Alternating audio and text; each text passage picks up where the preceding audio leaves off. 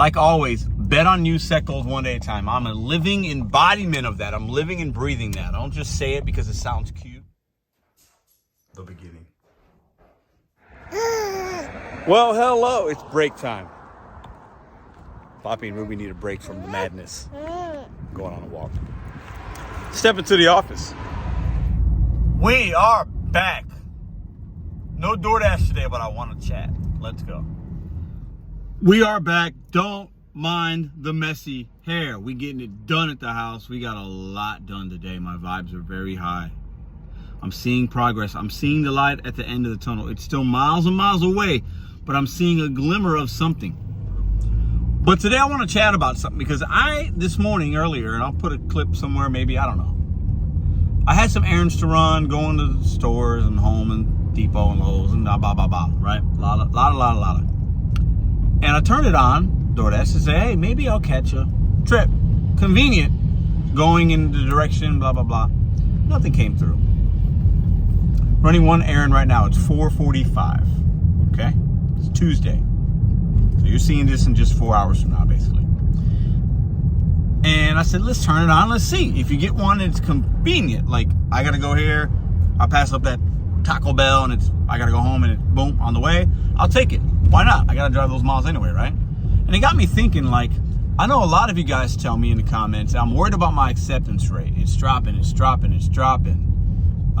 Maybe because you want to be top dasher, or maybe because you think acceptance rate is important because, you know, you feel like when it's below 40%, you don't see good orders. If it's below this, you don't see good orders. Oh my God, I'm scared. It's in the teens. It's 9%. Comment down below if you think acceptance rate matters. If the algorithm rewards you for having a higher acceptance rate. Not top dasher. We're not talking about that. We're talking about actual percentage. And do you get worried if it gets too low? Do you feel that, is it a coincidence? Is there any kind of market research you've done to say, man, it's below 40%, so I feel like I'm making less money? Like, is there something to that? Let's chat about it. So here's the app right now. I got it on. I'm going to show you guys exactly what my acceptance rate is, okay? So my acceptance rate is 20%. No, I'm sorry, 19, because we just declined one. 4.96. That's my rating, 95%. Completion, 93. On time, 66,1400 just on Doordash alone. Acceptance rate. And you see how it's red? It says very low. And it tells you accept more delivery opportunities to improve your acceptance rate. Y'all know me. Acceptance rate don't matter to me. But some of you guys think it does. Now, my acceptance rate has been down 0% twice in the last calendar year. 2 times. And when I got down to 0, I was getting good orders and bad orders like I do if I was in... I've gotten as high as almost 50% in the last, I think, 3 or 4 months. And that was crazy. And I was about 1 week where I was about in the 40s, which for me is very high in my market. Now, it's all going to be market dependent, but do these apps, including Doordash and all the other ones, are they playing mind tricks with people, especially new people, saying, making the color different? Red's always a bad color for business. If you're in the red, that's bad. If you're in the green or in the black, it's good. Yellow's always cautionary color, right? Are they playing games with drivers? How does it make you feel when your acceptance rate's lower? Do you then focus on the negative part of it being low and then just focusing on the bad orders that you're seeing, and you're not even thinking about, you know what? It could just be that the orders are bad. Comment down below what you think, and I got one more opinion on it. To me, I don't see how logically acceptance rate can matter. At the end of the day, the algorithm is going to send, I think, people that have a good proximity to the restaurant and or customer. Because if my acceptance rate's 19 and yours is 80, and there's a good order that comes in, but I am close to the, where's it at? White Castle? Hold on. White Castle. Right there. If I'm closer to White Castle and the customer's just a mile away and it's $10, but you are 3 miles away down the street, who do you think is getting the order? I would get it. It's better for the customer, right? It's more fast, more efficient. So how can anybody really say that acceptance rate matters? Well, if we're sitting in the same parking lot of White Castle and you're at 80% and I'm at 19, I don't know. I think some of you guys have tested it out. I think at the end of the day,